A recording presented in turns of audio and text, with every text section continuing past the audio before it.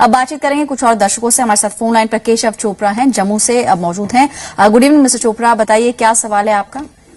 जी good evening ma'am, मैं कैसे बोल रहा हूँ मैम। मेरे 2-3 क्वेश्चन हैं जी। एक तो मैंने HDFC का यंग स्टार प्लान लिया हुआ है जो कि नेक्स्ट मंथ कंप्लीट हो रहा है 5 ईयर्स का। ओके। तो इसमें मैं 20,000 पर देता हूँ, 6 मंथ्स में 10,000 देता हूँ। ठीक है। तो अभी उसकी फंड वैल्यू जो है वो 86,000 है, बिकॉज मैंने 90,000 पे किया तो अभी 86,000 उसकी फंड वैल्यू है। ऑलराइट। तो अभी मेरे को ये एडवाइस चाहिए थी कि मैं इस पे कंटिन्यू रखूं, उसके बाद भी इसके 5 साल होने के बाद भी प्रीमियम पे करता रहूं, या इसको बंद करके अपने बेटे के लिए तो चाइल्ड एजुकेशन के लिए कोई और प्लान लूं। मुझे एक वो प्लान बताइए। और एक मैम मेरा और क्वेश्चन है कि मैंने 50 लाख का पहली ईयर का टर्म इंश्योरेंस लिया हुआ है। ठीक है, क्या प्रीमियम दे रहे हैं उसमें? ऑनलाइन लिया था मैम, वो उसमें तो 50 लाख का लिया और 50 लाख का मैम मैंने और लेना है। आप प्रीमियम कितना केशव जी? 50 लाख का ये जो टर्म प्लान आप बता रहे ईगॉन रेलिगेयर का प्रीमियम लगभग कितना आप दे रहे हैं उसमें? मैम मेरा 4,000 प्रीमियम है मैम इसका। ठीक है, ऑनलाइन प्लान है। एक चीज और जो आपसे मुझे जाननी है वो ये HDFC यंग स्टार प्लान जो आप बता रहे हैं, कितना टाइम पहले आपने लिया था? 5 इयर्स आप कह रहे हैं कंप्लीट हो गया। इसमें पॉलिसी टर्म जी, लेकिन पॉलिसी टर्म कितना है? ओरिजिनली पॉलिसी कितने समय की है? मैम वो है 18 ईयर्स का मैम। ऑलराइट, जिसमें से आपके 5 इयर्स कंप्लीट हो रहे हैं। हर्ष, जैसा कि केशव बता रहे हैं, क्या बीच में अगर पॉलिसी से निकलेंगे HDFC ये जो सन लाइफ यंग स्टार पॉलिसी है, बीच में से अगर निकलते हैं, क्योंकि फंड वैल्यू भी इन्होंने चेक की है, जो इन्वेस्टेड अमाउंट है उससे काफी कम है फिलहाल, क्या नुकसान ज्यादा होगा? कुछ समय और बने रहना चाहिए या फिर इसमें डिसकंटिन्यू करने की आप सलाह देते हैं? तो जहां तक HDFC यंग स्टार का सवाल है केशव जी, ये जो आपकी फंड वैल्यू कम हुई है, ये इनिशियल 2 सालों में 30% एलोकेशन चार्ज था। तो ये जो पैसे चले गए 30% करीबन 12-13 हजार रुपए आपके कट गए पहले 2 सालों में, उस वजह से फंड में रिटर्न बुरा नहीं है।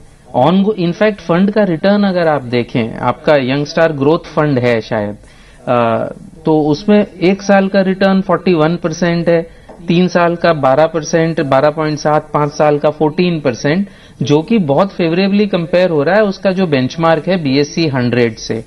तो फंड का रिटर्न बुरा नहीं है। अब ऑनगोइंग चार्जेस बहुत कम है, क्योंकि जो चार्जेस देने थे वो तो दे चुके आप पहले 2 साल में। अब ऑनगोइंग चार्जेस काफी 1% फंड एलोकेशन चार्ज है, जितना भी प्रीमियम देंगे उसका 1% कट जाएगा, और हर महीने 20 रुपए हैं, जो कि आपकी फंड वैल्यू के हिसाब से अब ज्यादा चार्ज नहीं होगा।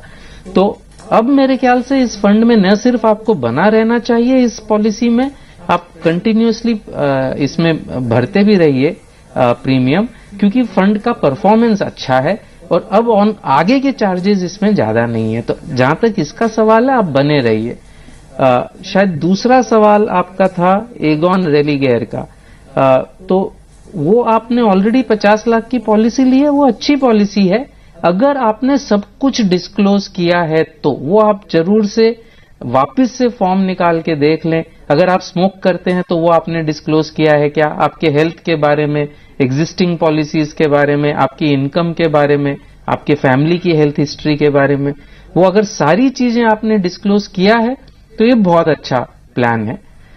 एडिशनल प्लान मेरे ख्याल से जो आपने इनकम, आपकी इनकम कितनी है केशव जी? इन्होंने जो इन्फॉर्मेशन दी थी करीब 3.5 लाख इनकी सालाना आय है, और उस हिसाब से 50 लाख का कवर क्या पर्याप्त रहेगा? मेरे ख्याल से अगर रूल ऑफ द थंब देखें तो 50 लाख का कवर इनफ होगा। तो दूसरा कवर क्यों लेना चाहते हैं ये समझने के बाद ही देंगे। अगर लेना वाजिब है तो बिल्कुल ईगॉन रेलिगेयर से ले सकते हैं।